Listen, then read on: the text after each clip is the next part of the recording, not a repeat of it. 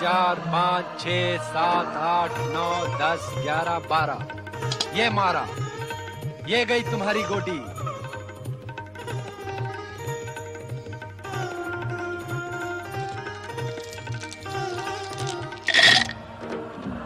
सोच क्या रही हो देवी, तुम भी कौड़ी फेंक दो।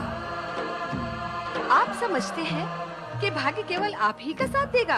अवश्य, जब तक सौभाग्यशालिनी देवी पार्वती हमारे साथ रहेंगी, तब तक भाग्य तो हमारा ही साथ देगा। आज मैं आपके साथ नहीं, मेरा भाग्य मेरे साथ और आपका भाग्य। हम समझ गए देवी, आज खेल खेल में ही तुम हमारी विरोधी बन बैठी, किंतु हमने भी निश्चय कर लिया है कि आज तो तुमको हरा कर ही रहेंगे। कौड़ी फेंक। 12 12 12 12 12 1 2 3 4 5 6 7 8 9 10 11 12। आपकी पहली गोटी गई। देखा स्वामी, अब मैं जीत गई। अब मैं जीतती ही चली जाऊंगी। 12 12 12 12 12 12 12 12। 1 2 3 4 5 6 7 8 9 10 11 12। दूसरी भी गई। अरे स्वामी, हार का संकेत पाते ही आप रूठ गए। ये तो कोई खेल ना हुआ। तुम ही कौड़ी फेंककर जीतती जा रही हो। एक बार कौड़ी फेंककर मुझे देना चाहिए। जो जीतता है कौड़ी वही फेंकता है। जब आप जीते थे तो कौड़ी मुझे क्यों दी थी? स्वयं क्यों नहीं फेंकी? यह हमारी उदारता थी जो हमने तुम्हें अवसर दिया, किंतु तुमने हमारी उदारता का अनुचित लाभ उठाया। खेल में उदारता महंगी पड़ती है। 12 12 12 12 12 12। लो स्वामी, आपकी तीसरी गोटी भी गई। मैं जीती और आप हारे। 3 बार मैं आपको हरा चुकी हूँ स्वामी। यदि अब आगे भी आपको खेलना हो तो मैं तैयार हूँ। देवी, तुमने हमारे साथ छल किया। छल करके ही तुम हमसे जीती। अब हम तुम्हारे साथ कभी नहीं खेलेंगे। मैं तो खेल भावना से ही खेलती रही हूँ, किंतु खेल में इस प्रकार रोष करना आपको शोभा नहीं देता स्वामी।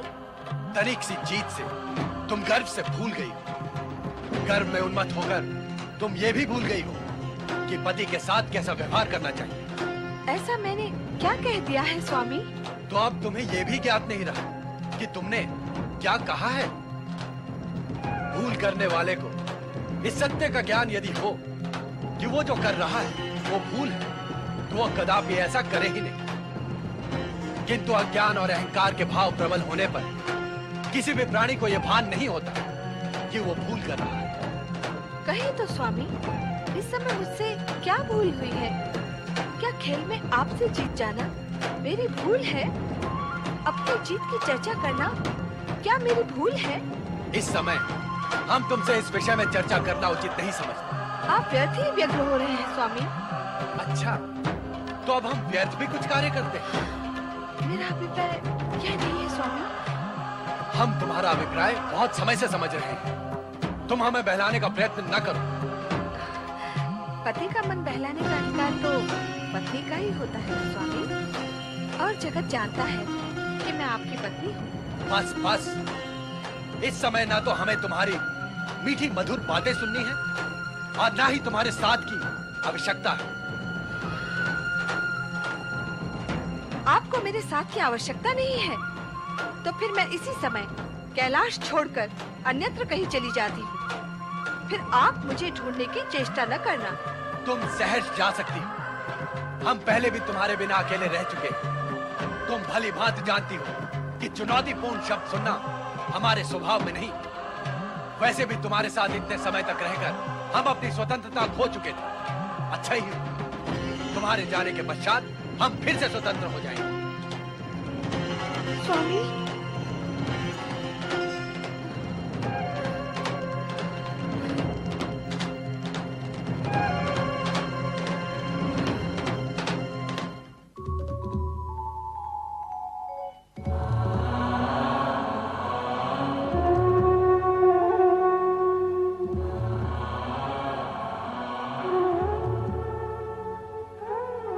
पार्वती, क्या इस तरह कैलाश से नाता तोड़कर चले जाना उचित होगा?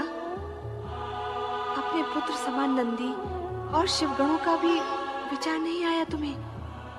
तुम्हारे न होने पर उनकी क्या स्थिति होगी?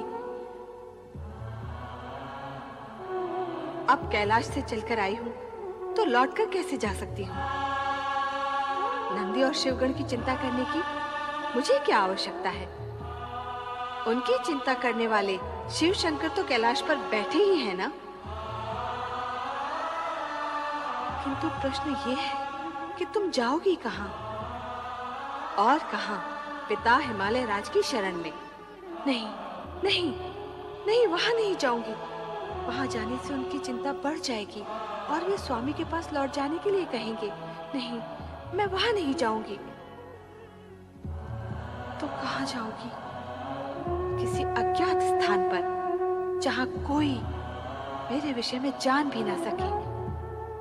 किंतु शिव तो अंतर्यामी है, तुम उनसे कैसे छिपी रह सकती हो? वे जान ही जाएंगे कि तुम कहाँ हो। जानते हैं तो जान ले।